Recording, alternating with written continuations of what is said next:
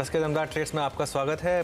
बीरोर में रहेंगे अगले आधे घंटे आपके साथ, और हमारे साथ शो में मानस जायसवाल और अमित सेठ पिछले शो से बने हुए हैं। उसके साथ ही ट्रेड बुल्स से सजनन उत्तेकर और निर्मल बैंक से विकास सालुंखे भी जुड़ेंगे।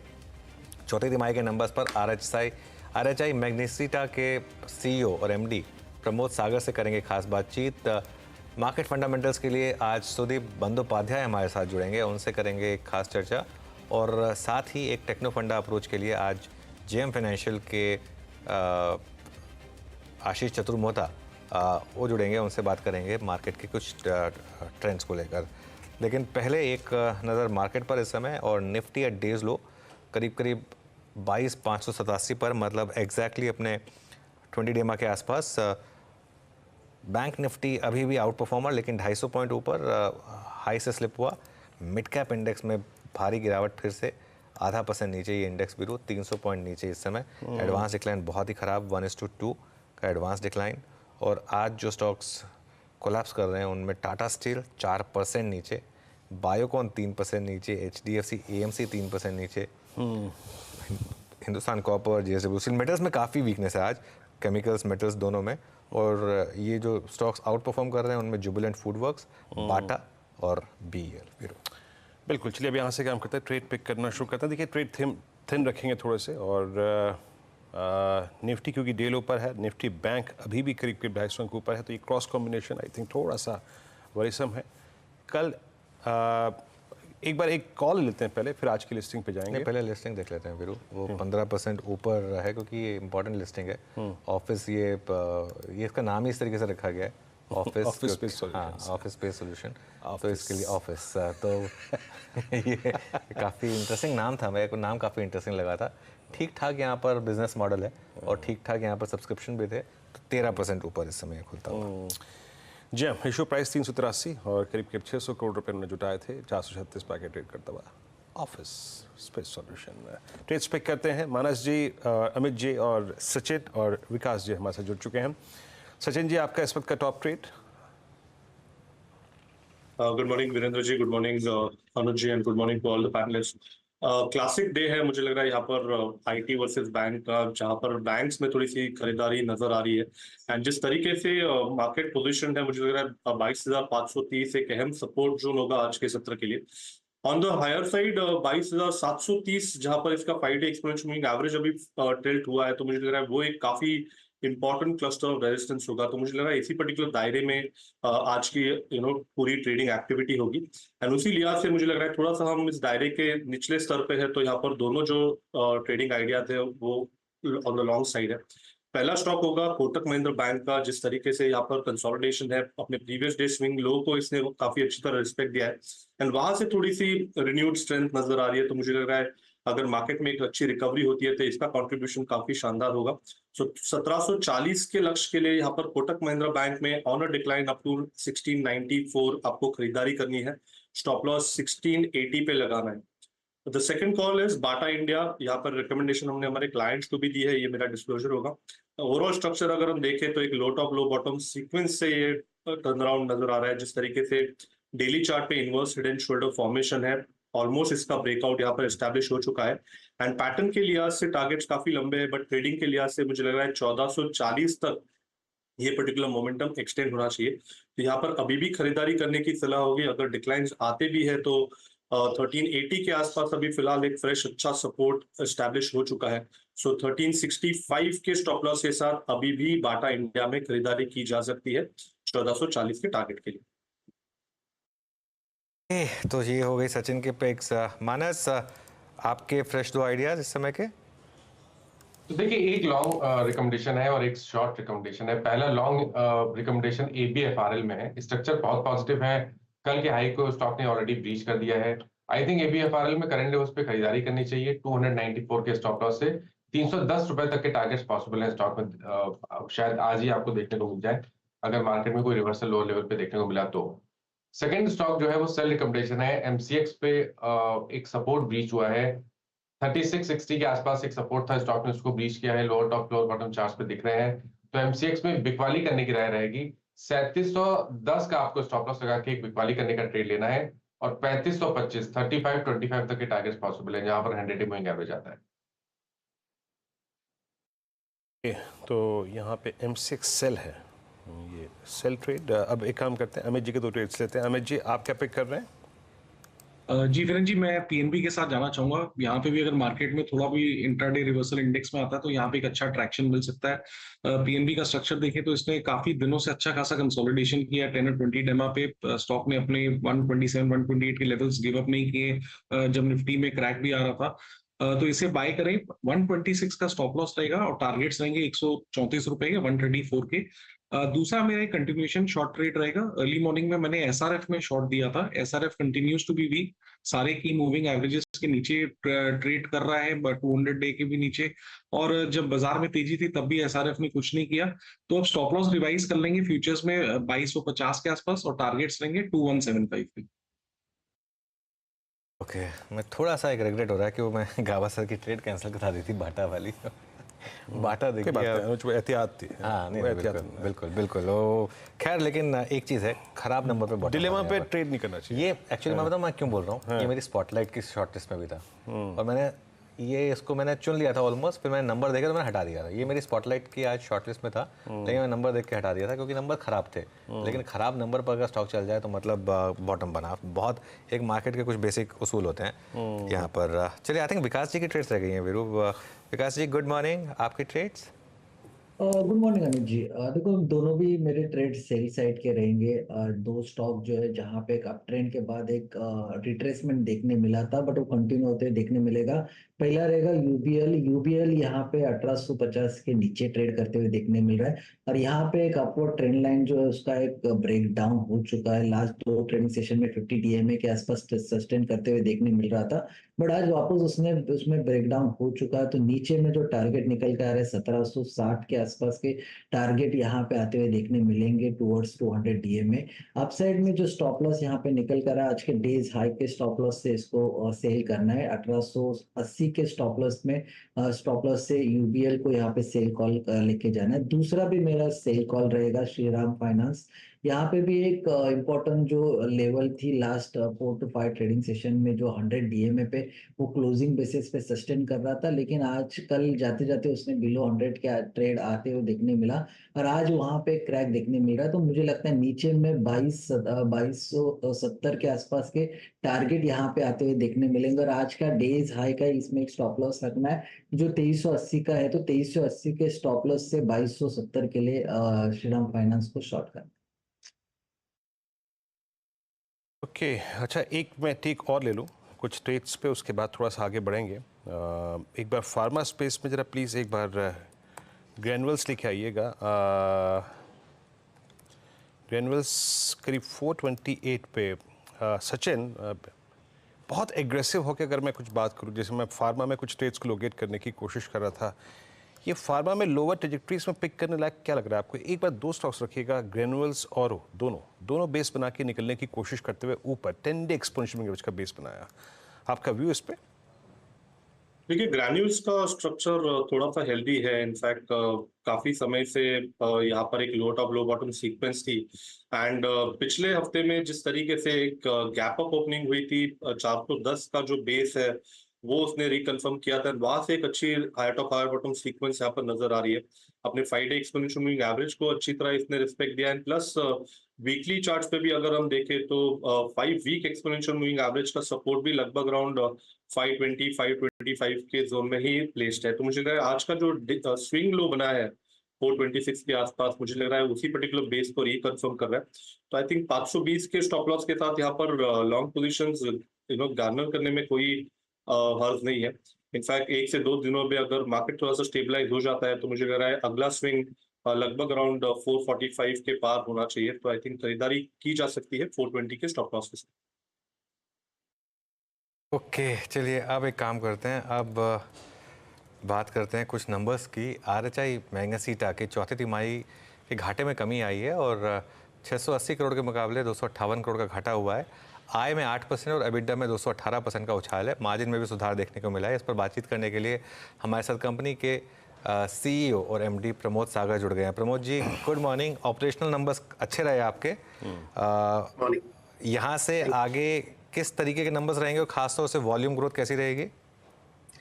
वॉल्यूम ग्रोथ हम समझते हैं मार्केट जो है, इंडस्ट्री जो है तकरीबन 6% से ग्रोथ करेगी और हम 8% से ग्रो करने की चेष्टा करते हैं। हम सोचते हैं हम मार्केट से थोड़ा सा ज्यादा ग्रो करेंगे और खासकर जो अंडर रिप्रेजेंटेड और जहां पे हम लोग पेनिट्रेट नहीं कर पाए मार्केट में, उस एरिया में पेनिट्रेट करने की कोशिश करेंगे, like iron making, pellet, DRI etcetera. So 8% plus की ग्रोथ की हम प्रोजेक्शन दे रहे हैं।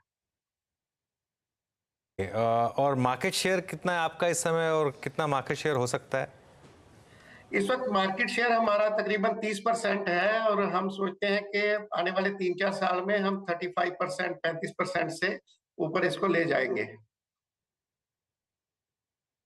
प्रमोद जी, इस बार जो आपके मार्जिन्स अच्छे रहे हैं इस बार, क्या ये एग्जैक्टली कॉस्ट ऑप्टिमाइजेशन का इम्पैक्ट है? और अगले 1-2 क्वार्टर के लिए आप कि मार्जिन्स की ट्रैजेक्टरी क्या बिलीव करके चल रहेगी? यहाँ से फर्दर इम्प्रूवमेंट के चांसेस हैं? देखिए, अभी हम जो मार्केट की सिचुएशन है, नॉट इंडिया बट ग्लोबली जो मार्केट की सिचुएशन है वो ये है कि स्टील एंड सीमेंट की प्रोडक्शन ग्लोबली बहुत ही सबड्यूड है because of various reason, political reasons हैं। यूरोप में, अमेरिका में, साउथ अमेरिका में इलेक्शंस हैं, हमारे यहाँ भी उसका थोड़ा इम्पैक्ट था। तो उन सारी चीजों के कारण स्टील एंड सीमेंट प्रोडक्शन कम है, रिफ्रैक्टरी की जो कैपेसिटी है वो ओवर कैपेसिटी हो रही है, तो इसलिए प्रेशर बहुत ज्यादा है मार्जिन के ऊपर। बट स्टिल हम लोग ये मान के चल रहे हैं कि विद आवर प्रोडक्शन एफिशिएंसी और जो हम अपने खर्चे जो है, SG&A जो है उसको कंट्रोल करके इसी तरह के मार्जिन जो है आने वाले दिनों में भी डिलीवर कर सकते हैं।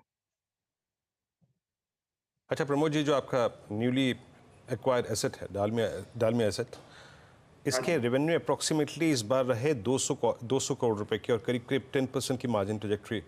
FY25 में आपका ये नया मतलब जो एक्वायर्ड एसेट है डालमिया एसेट, क्या बिलीव करते हैं परफॉर्मेंस कैसी रहेगी इसकी?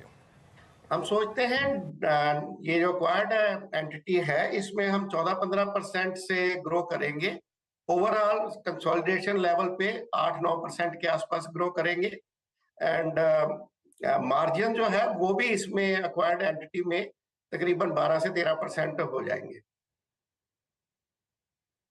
अच्छा सर, एक्सपोर्ट मार्केट इस वक्त कैसा नज़र आ रहा है? और स्पेशली जैसे कि आपने कहा कि वर्ल्ड वाइड एक बड़ी चीज़ जो है कि सारी की सारी बड़ी अर्थव्यवस्थाएं जो हैं इस वक्त चुनाव की तरफ बढ़ रही हैं, बट FY25 में एक्सपोर्ट्स किस तरीके के रहने की उम्मीद है आपको? देखिए, unfortunately the projection is very very bleak. हमको लगता है कि सिचुएशन जो आज की डेट में है यही परसिस्ट करेगी, यही रहने वाली है कम से कम 1 से 2 साल तक। तो इसलिए हमारा जो एक्सपोर्ट था वो 14% से तकरीबन 10-11% पे आ गया एंड हम समझ रहे हैं कि यही लेवल रहने वाला है इस फिस्कल में। और मे बी आफ्टर 2 ईयर, 2-3 साल में अगेन जो है हमारे जो प्लान्स हैं वो किक ऑफ करेंगे, फिर से हम ग्रोथ की तरफ जाएंगे। हम अल्टीमेटली चाहते हैं 20 से 25% जो है हमारा ग्रोथ हो एक्सपोर्ट में, बट अभी शॉर्ट टर्म में ये मुश्किल लग रहा है।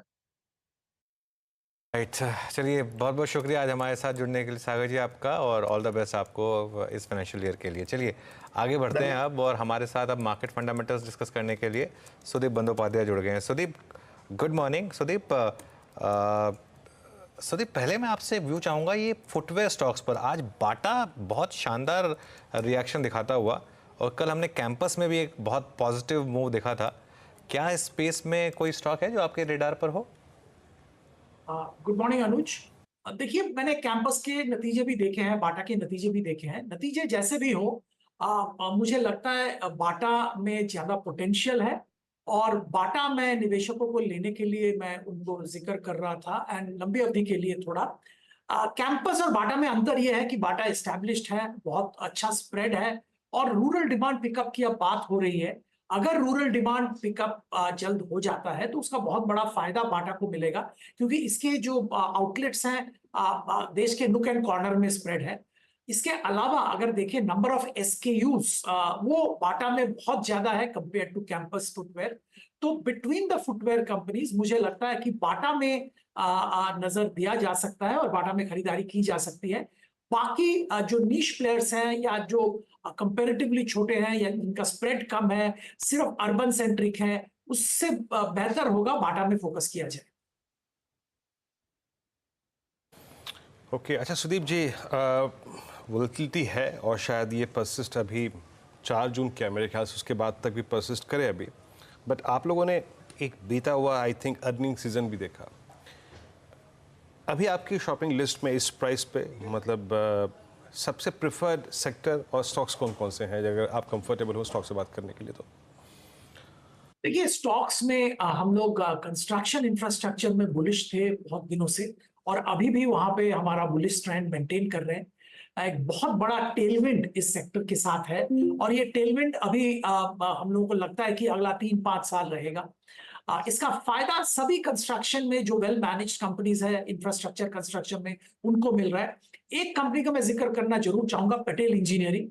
बहुत कुछ कंपनी ने देखा है और निवेशकों ने भी बहुत कुछ देखा है, पर आज के दिन में अगर आप इस पे ध्यान दें तो ये इरिगेशन और हाइड्रो इलेक्ट्रिसिटी प्रोजेक्ट में काम करते हैं और ये दोनों क्षेत्रों में जबरदस्त टेलविंड है। कंपनी का परफॉर्मेंस भी इंप्रूव हो रहा है, ऑर्डर बुक तगड़ा है, नॉन रिलेटेड एसेट मोनेटाइजेशन का बात हो रहा है, कुछ आर्बिट्रेशन अवार्ड्स का भी शायद आने वाला है। तो ये सब मिला के यहाँ पे हम खरीदारी की अपॉर्चुनिटी देख रहे हैं। फोकस बिजनेस पे ही है, ग्रोथ पे है, तो उसी पे सिर्फ फोकस रखिए। एक्स्ट्रॉर्डिनरी जो लैंड मोनेटाइजेशन या आर्बिट्रेशन अवार्ड उसको आप बोनस के तौर पे देखेंगे, पर बेसिक बिजनेस के तौर पे मैं यहाँ पे कहूंगा कि यहाँ पे खरीदारी की जा सकती है। ओके, इलेक्शन से रिलेटेड वॉलेटिलिटी खत्म होने के बाद आपको क्या लग रहा है मार्केट किस डायरेक्शन में जाएगा और कौन सी मेन थीम्स होंगी? अनुज, थोड़ा कॉन्ट्रेरियन व्यू मैं यहाँ पे रखता हूँ। मुझे लगता है कि बहुत सारा रनअप हुआ है बहुत सारे सेक्टर्स में और वैल्यूएशन मैं स्ट्रेच तो नहीं कहूंगा पर फुल दिख रहा है। इसी के कारण प्रॉफिट बुकिंग और नर्वसनेस इलेक्शन नतीजे के पहले जो देखने को मिल रहा है, इसका कारण यही है कि वैल्यूएशन एक लेवल पे फुल लग रहा है सबको। तो यहाँ पे मैं ये कहूंगा कि एफएमसीजी के तरफ ध्यान देना चाहिए। ये एक ऐसा सेक्टर है जहाँ पे बहुत अच्छा मूवमेंट हम लोगों को देखने को नहीं मिला, परफॉर्मेंस भी दबाव में था और नतीजे भी ठीक ठाक नहीं आ रहे थे, वॉल्यूम ग्रोथ ठीक नहीं था, प्राइस इंक्रीज का अपॉर्चुनिटी नहीं था। यहाँ पे हम लोगों को लगता है कि रूरल रिकवरी जिसकी बात हो रही है, रूरल इनकम बढ़ने की बात हो रही है और मॉनसून अच्छा होने का बहुत बड़ा फायदा इस सेक्टर को मिलेगा और यहाँ पे बहुत अच्छा ट्रैक्शन आने वाले दिनों में देखने को मिल सकता है। तो मैं निवेशक को यही बताऊंगा कि यहाँ पे जरूर ध्यान रखिए और यहाँ पे जो कंपनीज जो रूरल इंडिया फोकस्ड है पर्टिकुलरली, वहां पे जरूर खरीदारी की अपॉर्चुनिटी ढूंढिए। ओके अच्छा सुदीप जी, एक और चीज़, इस बार जो चीज़ अच्छी रही है अभी तक हमारे हक में, दैट्स क्रूड। आई थिंक 84-82 की ट्रैजेक्टरी में ना इसने कोई वाइल्ड स्विंग दिया टुवर्ड्स 90 या फिर एक बहुत सॉफ्टनेस दिखाई टुवर्ड्स 74, काफ़ी हद तक 81-82 की ट्रैजेक्टरी में है। स्पेशली ये मेरा प्रश्न और वाजिब हो जाता है एशियन पेंट्स जैसे स्टॉक्स के मद्देनज़र जिन्होंने परफॉर्म ही नहीं किया है बीते 1-1.5 साल में। आपका view considering crude prices and specially वो कंपनियां जो इसके डेरिवेटिव्स यूज़ करती हैं, आपको प्रेफर्ड स्पेस एंट्री के लिए क्या क्या लग रहा है इस वक्त? आप पेंट सेक्टर की बात कर रहे हैं जो क्रूड डेरिवेटिव्स यूज करते हैं और क्रूड का प्राइसेस के ऊपर बहुत बड़ा डिपेंडेंस पेंट्स का रहता है। तो मैं आपके साथ सहमत हूं कि क्रूड प्राइसेस एक रेंज बाउंड और थोड़ा कंट्रोल में रहने का फायदा पेंट सेक्टर को जरूर मिलेगा। ओवरऑल इंफ्रास्ट्रक्चर कंस्ट्रक्शन और जैसे हम लोग देख रहे हैं हाउसिंग, इसमें जो एक्सपेंशन हो रहा है, इसमें जो कामकाज चल रहा है, इसका फायदा ऑब्वियसली पेंट सेक्टर को मिलेगा। और जो पेंटिंग का साइकिल है वो भी इंडिया में कम हो रहा है, पहले 5 साल था वो 2-3 साल हो रहा है, तो इसका फायदा एग्जिस्टिंग एस्टैब्लिश्ड प्लेयर्स को मिलेंगे। पर यहाँ पे कुछ अलग किस्म के चीज हो रहे हैं इस सेक्टर में, कंपटीशन बढ़ रहा है। जेएसडब्ल्यू पेंट, इंडिगो, ये लोग तो आए थे, अभी ग्रासिम का एंट्री हुआ है और ग्रासिम बहुत जबरदस्त एंट्री उन्होंने किया है और ऐलान भी किया है बहुत अच्छा मार्केट शेयर और वॉल्यूम बनाने का। तो ये स्पेस में वॉच पे रखना चाहूंगा। और एशियन पेंट्स में इन पर्टिकुलर मैं ये कहूंगा कि ये इंडस्ट्री लीडर है, अगर ग्रासिम को शेयर गेन करना है तो ऑब्वियसली थोड़ा डिप एशियन पेंट्स का मार्केट शेयर में शायद होगा। अब तक एशियन पेंट्स ने बेहतरीन परफॉर्म किया है, अभी भी आगे भी करेगा, पर कंपिटिटिव इंटेंसिटी बढ़ने के कारण यहाँ पे हम लोग थोड़ा सतर्क रहेंगे अगला 2-3 क्वार्टर। ओके सुदीप जी, बहुत बहुत शुक्रिया आज हमारे साथ जुड़ने के लिए और हमसे बात करने के लिए इन सभी थीम्स पर। अब आगे बढ़ते हैं और हमारे साथ अब जुड़ गए हैं जेएम फाइनेंशियल के फंड मैनेजर आशीष चतुर्मोहता। आशीष, गुड मॉर्निंग। आपका फंड एक बहुत बड़ा आउट परफॉर्मर रहा है। अब मैं आपसे जानना चाहता हूँ, जब इस तरीके की इलेक्शन वॉलेटिलिटी या नर्वसनेस आती है, उस समय एक फंड मैनेजर क्या करता है? इस समय आपकी अप्रोच क्या है मार्केट को लेकर? गुड मॉर्निंग अनुज। तो बिल्कुल आपने एक ऐसा प्रश्न पूछा जिससे हम लोग हर समय अभी जूझते हैं, जब इस तरह की वोलेटिलिटी या इस तरह के बड़े एक बहुत बड़ा एक ऐसा हम कह सकते हैं कि दिशा निर्देश बन जाएगा ये जो रिजल्ट का आउटकम है। तो अगर से देखिए रिजल्ट की हम ही करंट गवर्नमेंट की कंटिन्यूटी रहती है, तो डेफिनेटली जो करंट थीम्स थी, चाहे वो पावर हो, डिफेंस हो, रेलवेज हो, मैन्युफैक्चरिंग हो, केपेक्स हो, इन्हीं के अंदर एक हमें देखने को मिलेगा कि ट्रेंड बरकरार रहेगा। हो सकता है एक शॉर्ट टर्म प्रॉफिट बुकिंग आ जाए, क्योंकि जैसे हम कहते हैं buy on rumour sell on news, या अगर से न्यूज आने के बाद जो डिस्काउंटेड रहती तो हो सकता है एक शॉर्ट टर्म अंडर परफॉर्मेंस आए, बट इवेंचुअली ये सेक्टर्स हैं जिनमें बड़ी लीड बनेगी, क्योंकि इंडिया एक मैन्युफैक्चरिंग हब बनता हुआ जा रहा है। और अभी जब एसएनपी की रेटिंग को भी आप देखेंगे तो उसमें एक बड़ी बात की गई कि 11 लाख करोड़ का केपेक्स का जो गवर्नमेंट ने कमिटमेंट किया, और ऑलमोस्ट 3.4% जीडीपी का अब कहीं ना कहीं इंफ्रा केपेक्स के अंदर में स्पेंड हो रहा है, और ये नंबर कंटिन्यूअसली ग्रो कर रहा है। जैसे अगले साल में भी इसका एक काफी बड़ा प्रोजेक्शन पॉजिटिव साइड पे दिया हुआ है। पर किसी भी कारणों से अगर से एक डिसअपॉइंटमेंट आता है इलेक्शन आउटकम में, तब डेफिनेटली मुझे लगता है थीम चेंज होगी, और तब डिफेंसिव्स की तरफ बाजार जाएगा, चाहे वो कंज्यूमर स्टेपल्स हो, एफएमसीजी हो, या सेफ्टी के लिए आईटी की तरफ भी जाएगा, क्योंकि रुपी में भी एक वीकनेस बनते हुए जा रही है। तो वो एक सेक्टर होंगे जहां पर पे पोजिशनिंग करनी पड़ेगी। इस समय आप पूछेंगे तो इन सेक्टर्स में हम अंडरवेट हैं, और हम इतनी जल्दी ये प्रिडिक्ट भी नहीं कर सकते कि रिजल्ट का आउटकम क्या होगा। तो रिजल्ट के आउटकम के बाद ही ये पोजीशनिंग चेंज होगी। पर जैसे आपको पता है हमारी अप्रोच है FTPM, fundamental technicals, market dynamics and psychology. तो अगर से कहीं पे भी चेंज ऑफ ट्रेंड बड़ा नजर आता है, तो हम डेफिनेटली सेक्टर के अंदर में रोटेशन करेंगे, और ये रोटेशन हो सकता है इलेक्शन के आउटकम के बाद शायद 1 से 2 हफ्ते के अंदर में एक बड़ी पोजीशन हम स्विच कर दें। जो अगर से आउटकम नेगेटिव आता है, तो आउटकम नेगेटिव नहीं आता है तो हमारा पोर्टफोलियो वैसे भी काफी ऐसे सेक्टर्स पे, मैन्युफैक्चरिंग, केपेक्स, ऐसी थीम पे काफी ओवरवेट बना हुआ है।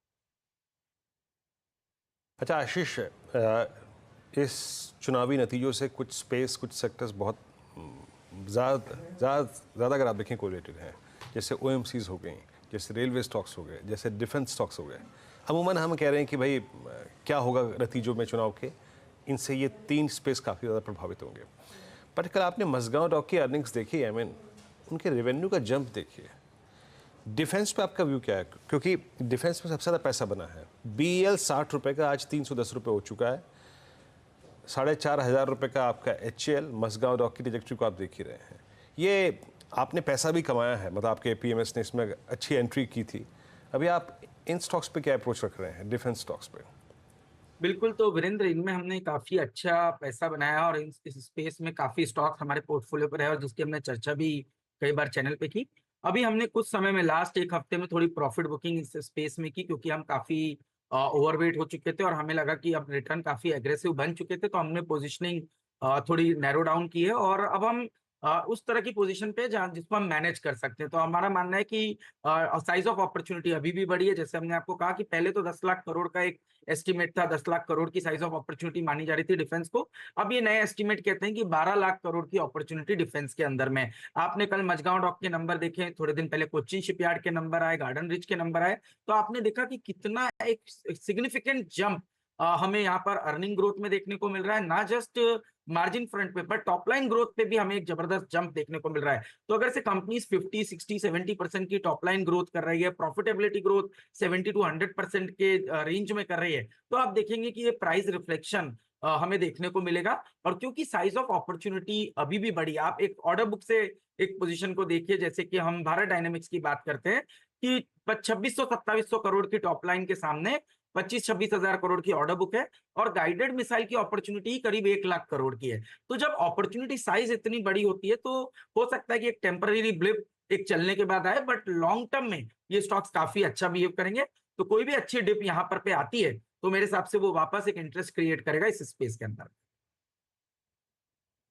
अच्छा, फार्मा में थोड़ा मोमेंटम आना शुरू हुआ है आशीष। आपके पोर्टफोलियो में कोई फार्मा स्टॉक्स हैं क्या, या आपकी टॉप पिक्स क्या होंगी यहाँ पर? तो बिल्कुल देखिए है, पर पोजीशन जिसको मैं कहता हूँ कि अंडरवेट है।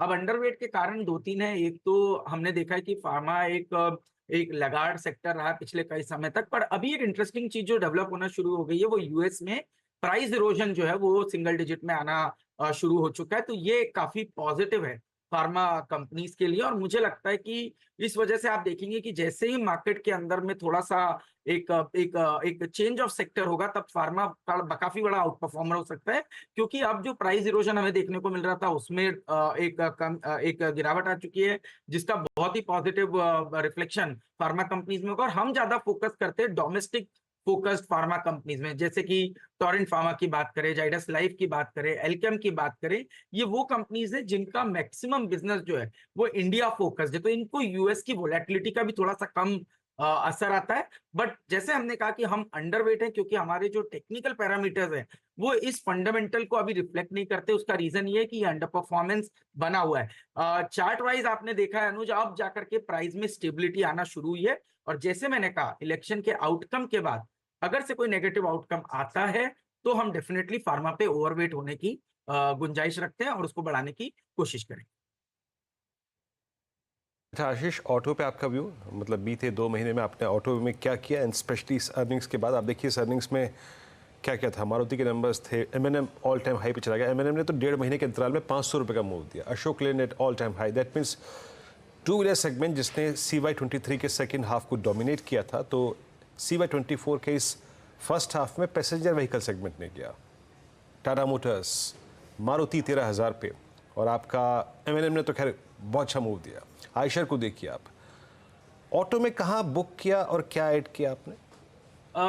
इसमें वीरेंद्र हम अभी भी राइड कर रहे हैं ट्रेंड्स को, और हमने जैसे पहले भी कई बार चर्चा की थी, मारुति, एमएनएम, टीवीएस मोटर्स, ये वो स्टॉक हैं जो हमारे पोर्टफोलियो में बने हुए हैं और इनको हमने जगह दी हुई है, क्योंकि आप देखेंगे कि जो ग्रोथ है, एक तो साइज ऑफ अपॉर्चुनिटी यहाँ पे भी काफी बड़ी है। सेकंड जो शिफ्ट है वो हो रहा है आपका जो छोटी एंट्री लेवल की जो कार्स हैं उससे हम एसयूवी सेगमेंट की तरफ जा रहे हैं। तीसरा, इलेक्ट्रिफिकेशन का एक बड़ा ट्रेंड आ रहा है, जिसके अंदर में टाटा मोटर्स या एमएनएम जैसी कंपनी काफी एग्रेसिव रही। वहीं हाइब्रिड की जो मार्केट लीडरशिप है वो मारुति के पास रही, और क्योंकि अभी भी चार्जिंग इंफ्रास्ट्रक्चर उस तरह से आया नहीं है, तो उसकी वजह से हमें लगता है कि हाइब्रिड की जो गाड़ियां हैं उनमें भी एक बड़ा ट्रेंड आपको देखने को मिलेगा। सीएनजी के अंदर में आप देख रहे हैं काफी अच्छी ग्रोथ हो रही है, वहां पे मारुति एक मार्केट लीडर है। करीब, हमने पहले भी कई बार कहा कि बहुत ज्यादा नंबर ऑफ सेल्स जो है वो मारुति की काफी सिग्निफिकेंट रही सीएनजी सेगमेंट में।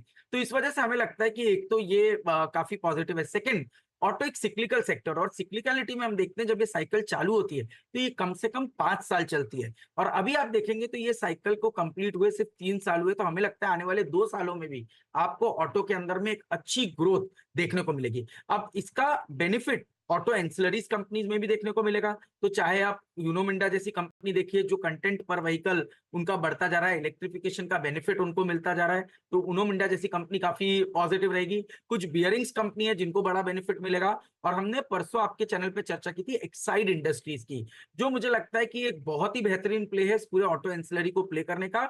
और लिथियम आयन के अंदर में उन्होंने अभी एक टाई अप किया है विथ हुंडई किया, तो ये मुझे लगता है कि एक बहुत पॉजिटिव रहेगा एक्साइड इंडस्ट्री जैसी कंपनी के लिए। तो डिस्क्लोजर की ये स्टॉक्स हमारे पोर्टफोलियो में बने हुए, बट ये थीम हमें काफी पसंद आती है। क्या आशीष, और आपसे खास तौर पे ये चर्चा इसलिए की थी कि इस इवेंट से पहले आप अपने पोर्टफोलियो में, अपने पीएमएस में क्या बदलाव कर रहे हैं, कहाँ प्रॉफिट बुक कर रहे हैं, कहाँ एंट्री कर रहे हैं, किसको लेकर आप सतर्क हैं, इन सब मुद्दों पे बातचीत आपसे करनी थी। बहुत बहुत शुक्रिया। अब ये टर्बुलेंस भरा दिन, ये उतार चढ़ाव नीरज जी को सौंप देते हैं। नीरज जी।